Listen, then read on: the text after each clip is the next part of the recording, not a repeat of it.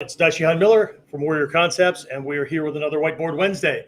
So what I thought I'd do today is kind of open things up a little bit based on what most people are used to hearing and references and all that. So if we can kind of reach out into the general Japanese martial arts world and borrow a couple of concepts that you might already be doing to some degree, right? But instead of doing things accidentally or kind of, I don't know, chaotically or sporadically or whatever, if we can grab a hold of these things and really just dive in, okay?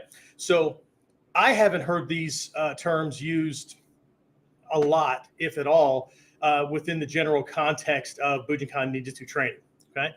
But in Japanese martial arts, especially on the karate realm, right? Goju-do and a bunch of these other ones that are what we might call kata-based systems, right? And I know people like to believe that we're a kata-based system and all that too, but the reference is a little bit different, okay? So I'll give you two new words today, right? One is bunkai, okay? That's pronounced bunkai, not bunkei, right? The A-I, A-I, bunkai, right? Right? And then the other one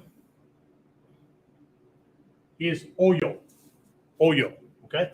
So change color here a little bit. So bunkai, if you look up the Japanese word bunkai, right? What you get is to analyze, right? Or like an analysis of something, right? And also to disassemble, right? To take it apart, okay? Oyo translates to practical application.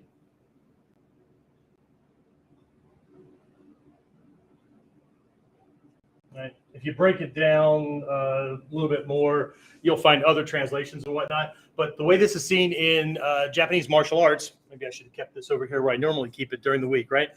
During our weeks, right? The way this is looked at from these kata-based martial arts is a way to kind of dive into the forms, and what you're really looking at doing is extracting the seen and the unseen, right? So that's why on the little slide that went out that everybody kind of took a look at or saw or whatever, it said seeing the unseen. Okay, it's a big thing in Mikyo, in our philosophical understandings, right?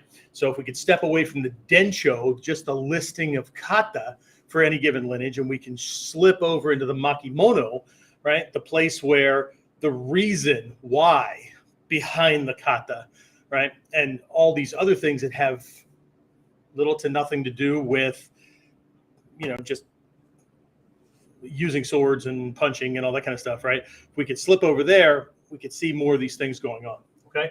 So anyway, we can take a look at this bunkai and this oyo. Now, I know this is going to be a turnoff for a lot of folks that are just hardcore, traditional Bujinkan, whatever, because, well, these aren't terms that so-and-so uses or whatever, okay?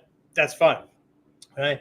But again, I'd like to remind everybody about an incident that happened in the mid-'80s where Hatsumi Sensei came to the States for a seminar, right?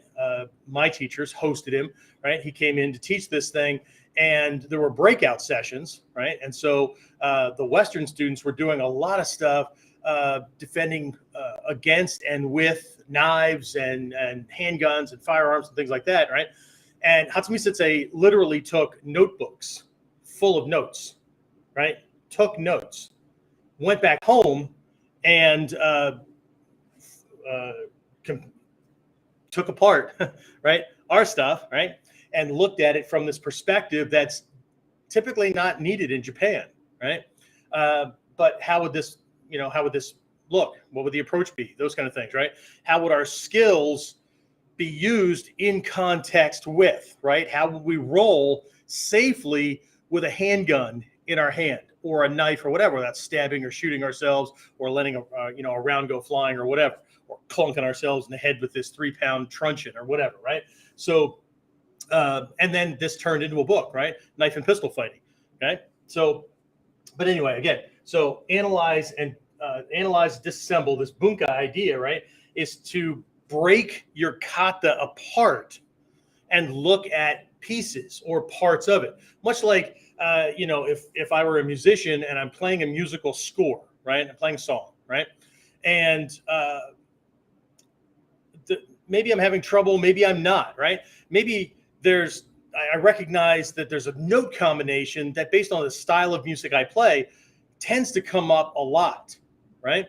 So what I want to do is extract this out, right? Or it kind of catches my ear, has a certain kind of mood enhancing or inducing kind of thing that goes on. So I want to pull this thing out and kind of play around with it, right? And see where it goes from there. What else can happen? Now, these two are connected, right? Because the reason we're diving into the kata and analyzing them and just taking them apart is because we want to use things in practical application, okay? This isn't 13th century Japan anymore. Even the Japanese students and teachers know that, right? It's not 15th, 16th, 17th, whatever, century Japan or China or whatever, right? The world is different, okay? So if we're going to use things practically, right, there's going to be some things that we need to take a look at, right? So there have been other Whiteboard Wednesdays, and I'll make sure at the end cards, right, or on the end card, there's a couple of these things as references that you can go back and take a look at, okay? But for now, we're just going to kind of dive in, break things apart, and that's what we're going to do, right? So let's see. Let's pick a color here, right? I don't want it to look too Christmassy. So we'll just do it this way, right? So let's look at a kata to begin with, right? Kata, okay? The word kata means form. In our art, it means example, right? So what we do as a kata, more often than not, right? There are exceptions, the sanshin, things like that, right? And any kata can be performed solo. There's a lot of people that don't believe that to be true because all they've ever seen is people practicing one-on-one, that kind of thing, right? So, but they see it as a limitation, right? If they don't have a training partner. Well, shit, you can do solo training. You can do the kata from the defender side. You don't need an attacker, and you can do it from the attacker side. You don't need a defender, right? Why do you need the other person? Well, because there's certain relative things, and we'll take a look at those here shortly, okay? So kata, again, people tend to look at these things as an individual kind of piece, right? But there's another term in Japanese, right? It's waza, right? And I believe that we've done a Whiteboard Wednesday on these things, on the kata approach, the waza approach. I'm going to be explaining this a little bit differently than that one, but I'll try to make sure that on the end card there at the end. So stay all the way to the end, and we'll try to make sure that that one's linked up for everybody. And if not, it'll be down in the description for those of you on YouTube. Okay?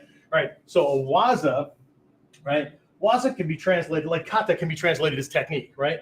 Waza can be translated as technique, right?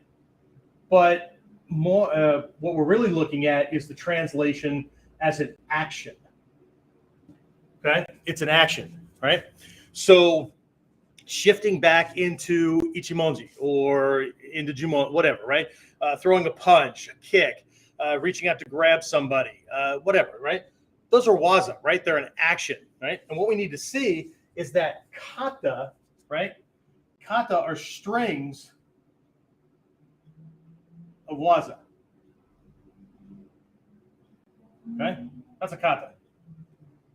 Okay, so if we can recognize that, we can break this thing apart. And hopefully, those of you that weren't comfortable with new words that don't fly around the Bujinkan a whole lot and whatnot, right? You're back again, or at least I piqued your interest, or picked your interest, or whatever the hell the word is, right? Because now I'm using comfortable words, right? Part of our training is to step into the unknown. It's to step into the uncomfortable, right? Hatsumi Sensei has talked about that, right? That our training is, really about being able to comfortably face the unknown, okay? Being able to make sense out of the chaos, those kind of things, right? Doesn't matter if it's a fight, doesn't matter if it's a life challenge, doesn't matter if, I don't know, somebody in your life that you would have never expected to do any given thing, right, suddenly does not only the unexpected, the unthinkable, right? And, right, are you still able to function, right? Or are you just going to be completely thrown off your game? And, right, because this all goes to survival, right? Can you survive? Okay, so again, this breaking it down, we can break it down, right? You can break things down into smaller chunks, as an example. And on Friday's virtual class, we'll be taking a look at this kind of idea where we break things apart and take a look at it and get much, much better at things. Because what we're really looking at here in the bunkai realm, right? Bunkai and Oyo, again, they go together. But in the bunkai realm, right, what we're really exploring, right, and trying to analyze and figure out with this disassembly is the why, right? What's the purpose behind a given move? What are we doing to him to control the fight, give ourselves the greatest advantage, and take advantage away from him? What does the move do? Well, it blocks the punch. Okay, yeah, but how many different ways do we have to block a punch, right? What is this one doing? How does this one make the next move in the kata easier, right? How does it set it up? Those kind of things, right? A lot of my students call me the strategy and tactics guy because this is what I focus on, right? You can do techniques, you can do the physical things tens of thousands of different ways, right? How many different ways can you move your body or deal or do things to his body and whatnot, right? But it's the why, okay? It's the why, right? In Oyo, right, it's the practical application, right?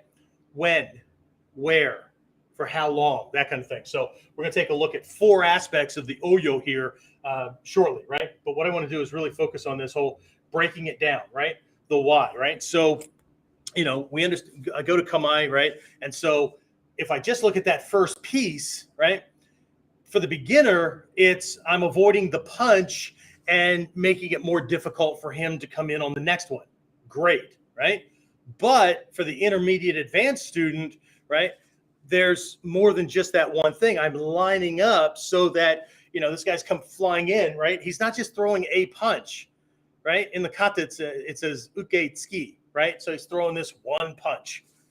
Okay, great. That's it. Okay. I know the ideal is, well, that's all we're giving him.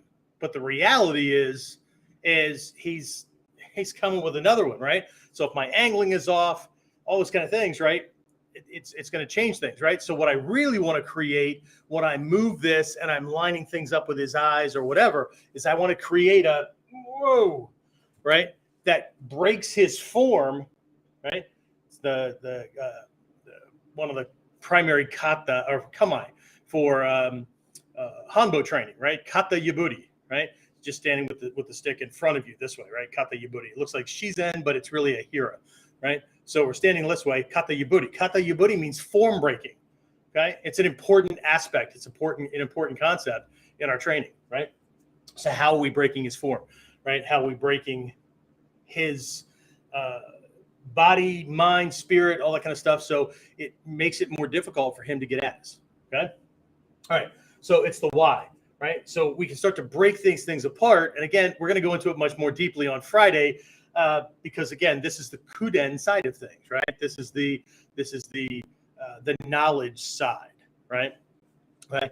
If you need to go back to our very first Whiteboard Wednesday, I broke things down and explained it. I even pulled a mandala off the wall. As a matter of fact, it was that one, right? Pulled it off the wall so that we could take a look at these 3 sides or 3 aspects to mastery and how they go together, right? And how Whiteboard Wednesday kind of approaches it, right? Okay. I know people often sign on because they want to see the trained monkey, right? Doing some cool stuff that they're not going to practice anyway, but here we are, okay? Okay, so practical, or we're always looking for practical application, right? So let's do a little crossover kind of thing here before I move to these 4 aspects that I want to cover right here, okay? So with bunkai, when we're disassembling things, right? Again, the question is why, right? But what we want to do is we have to ask, what could this be used for? Okay, so let's say instead of seigan, right, we're stepping back into this doko no kamai, right? For most people, this is a striking thing, or we move into hoko or whatever, right? It's a striking thing, But if we ask the question, it's the important question for all these is, in what situations or under what conditions would this be a really good option? Okay. So let's say that, he reached out and grabbed my lapel or grabbed my sleeve, right? And I shifted through, and this was the way that I did uke nagash, right? Or, he's reaching in to grab and I shift to catch and carry that, right? So it's kind of a way to come up from center and out and control what's going on in the center, right? Or this hoko no kamae, right? People, they've learned it this way, they've learned it this way, they've learned it this way. There are these different forms to it, right? But why? Like with doko, right? We tend to teach people doko here as a start because it keeps the fist in the fight. It keeps it in the realm of the fight, right? But there's a form of doko this way. There's a form of doko this way, right? Okay. Often what people say is, well, any of those will work. Any of those are fine, right? Just Sensei demonstrated all these things, so you could do it any way you want. You can do it any way you want. But why would you do any one of those in a given situation? Hopefully because it serves you and it takes something away from him. Always, okay? Serves you, makes your job easier, and takes something away from him, okay? This hoko, right? So we've got hoko. This form of hoko is also called hoi no kamae, right? There's this modified version if he has an edged weapon, right? So I don't want my life-sustaining tubes pointing at that edged weapon, so I'm going to turn my hand this way so the armor, even if I don't have armor on, right? Yes, I'm going to get cut, but I'm not going to bleed to death if he cuts along here, right? Okay.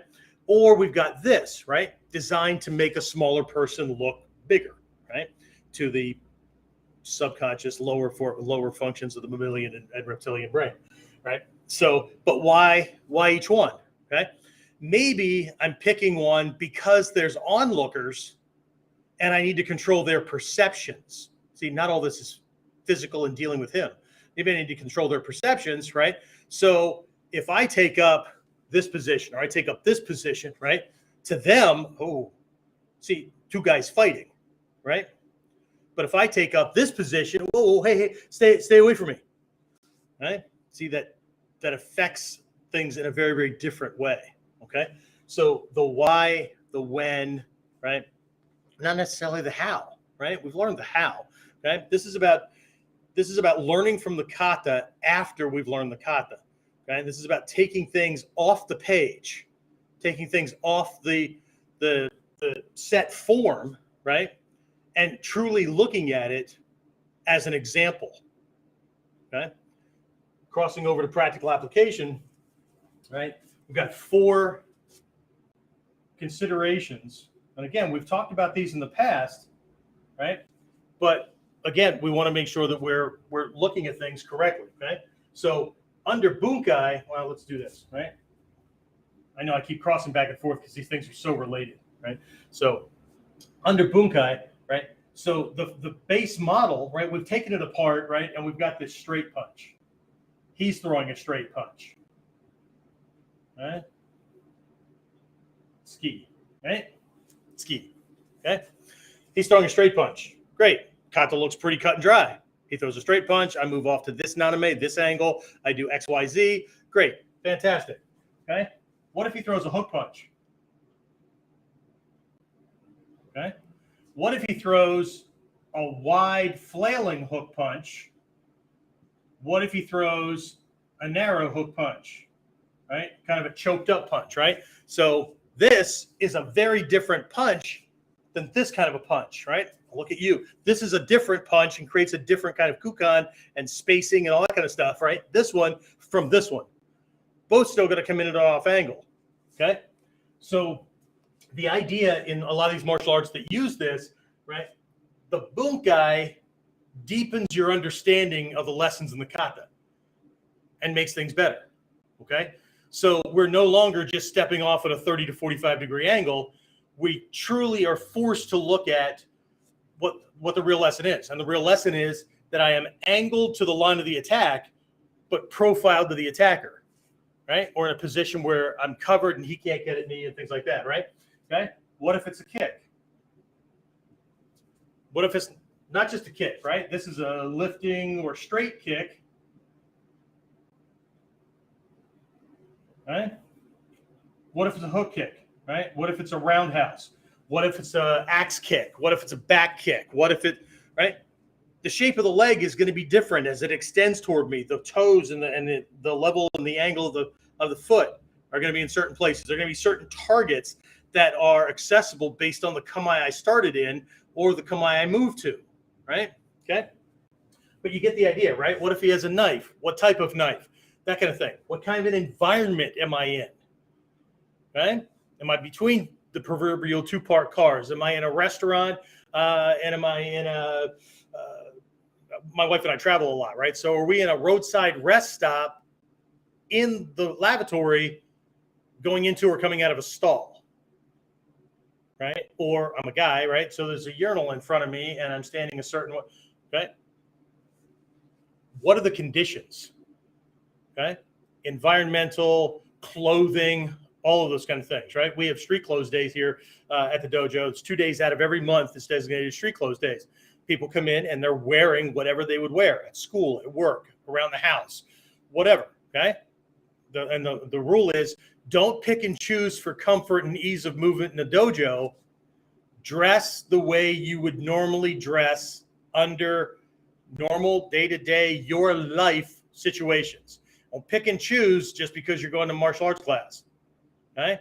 Pick and choose based on how you might be dressed in a given scenario, in a given situation, should something happen. Okay, shoes, whole deal. Okay, so by breaking this apart and by starting to look at situational self-defense, right? Where might I be? Okay, so that naturally this is now pointing at practical application. Oyo. Okay, perfect, right? I know, James, you can always rewind this. You can always look it up again later on YouTube, whatever, right? But James normally makes up a worksheet for you guys, and you end up with the information anyway. Okay, so let's look at Oyo, right? Practical application. I'm going to give you four aspects. Because every one of those things that I talked about under the bunkai, right? The type of attack he's throwing, the clothing you're wearing, the environment, all of those kind of things, right? They all have four elements that you need to examine as part of the process, okay? And you might have seen these before because we've gone over some of them. I'm going to throw in a fourth one. I know we've done three, okay? So we're looking at the mai-ai. My, not mai-ai, right? My, distance. Okay? How does the distance have to change if it's a hook punch, if it's a tight, if it's a flailing one, if I'm in a given environment, if I'm in my living room and the coffee table's right there, whatever. We talked about that during the training on kudaidori, right? Okay? So my, distance, right? Japanese first. All right. There's the ritsudo. Ritsudo is timing, right? It's rhythm, or for today, we're going to talk about timing, right? So what's the timing, right?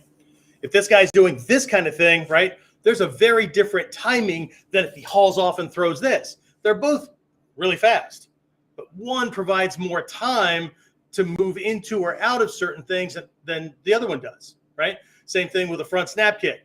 Different kind of timing than if the person does this, back spinning kind of thing to come at me, okay? Well, these guys are really, really fast, but it doesn't change the fact that no matter how fast they are, there's a different timing because they're taking up more space or using more space to deliver things, and space or distance equals time. It's just the way it is, okay? So my, distance, ritsudo, timing, nagare. Maybe I should space these out so you didn't get confused between them. Nagare, right, is the fluidity, right? Often people know what is flow, right? But it's the fluidity, right? It's, what's going on here, right? What kind of flow do I have? Okay. One of the conditions that we could be talking about in here is this guy not much of a threat, right? A lot of people don't like the idea that we use this Godai elemental system for looking at things, but we use that to identify like emotional states and things like that, right? So if I'm in what we would call an earth kind of mode of operation where this guy doesn't bother me, right? I'm in charge. Not I'm stubborn and want to be in charge. Like, no more bothered by him than I would be a 3-year-old just swinging wildly because they're throwing a temper tantrum. Okay. I just have this overall sense and feeling that I got this. Okay. So my flow and my sense of fluidity and the way I can move my body parts and I can move from point A to point B is going to be pretty cool, right? It's going to be closer to the ideal that we do in the dojo, right? But if I've got this water kind of thing going where it's like this emotional, anxiety, that kind of thing going on, right? That's gonna do something else, right? If I'm a buzz, right? And not like buzz, right? If I'm a buzz, right? Because the adrenaline is just cooking off and I'm shaking, right? My legs are shaking, my knees are shaking, my breath is really short and panty kind of thing. That's going to create a whole different type of fluidity, right? So how, right? In that fire type kind of thing, right? Not going to be able to move as far as I would be water, earth, that kind of thing, right? Wind, whole different thing, right? They're all different, right? So what kind of flow do I have? Or can I flow from piece to piece? Can I flow in and through his different things?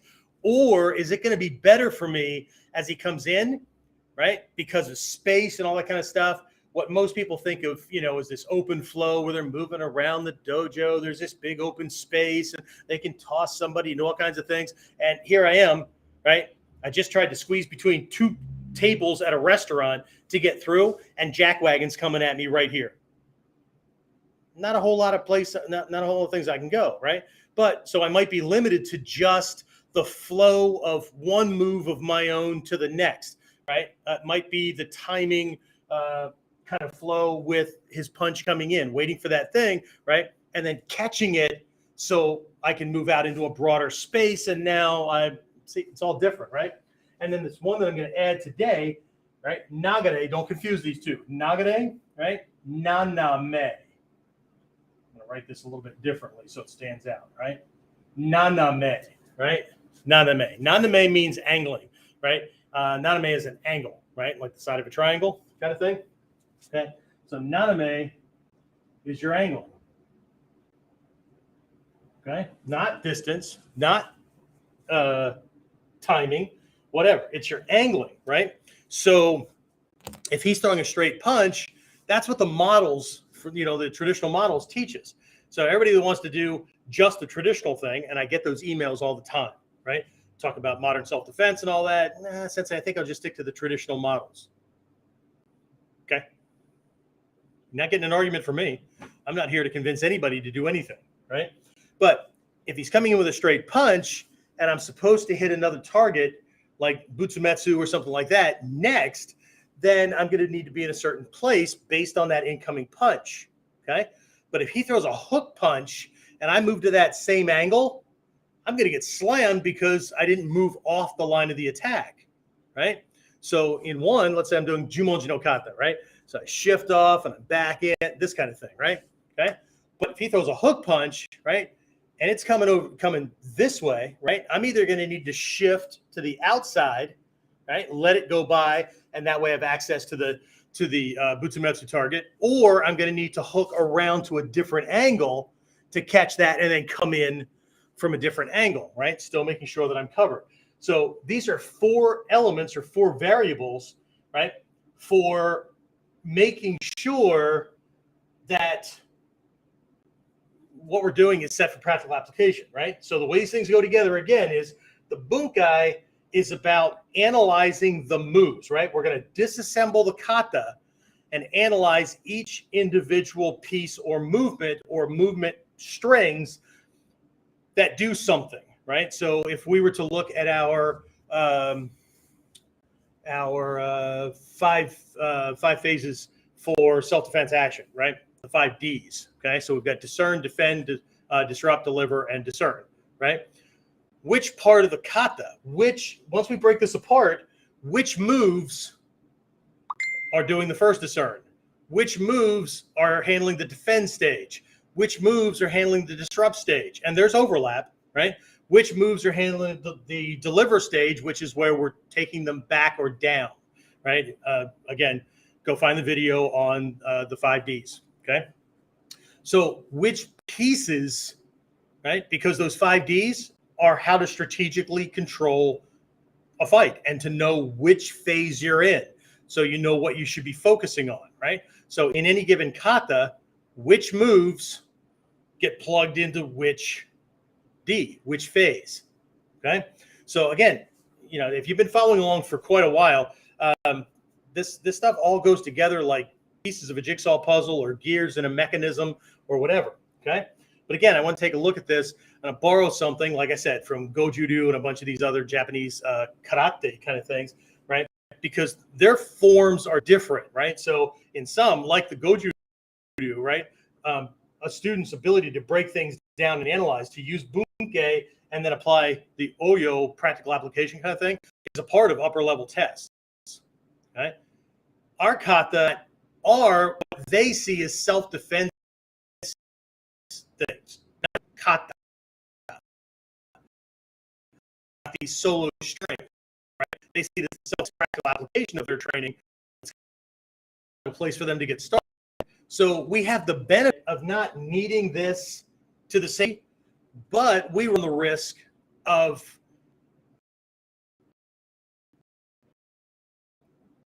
taking out the risk and then trying to rise shit of these mano-a-mano kind of engagements lost in the with information overload because we're trying to memorize each one of these things instead of over time. And this is Shuhari. Did a whole Whiteboard Wednesday on Shuhari as well, right? So, yeah, I guess I'll do it descending. Okay, space. Right. Take notes faster, damn it. Okay. So, Shuhari, right? It's this old traditional thing. And since I did a whole video on it, I'm not going to go into it a whole lot, right? But this is your first phase of training, your second phase of training, your third phase of training with any given kata, but also your training wide, right?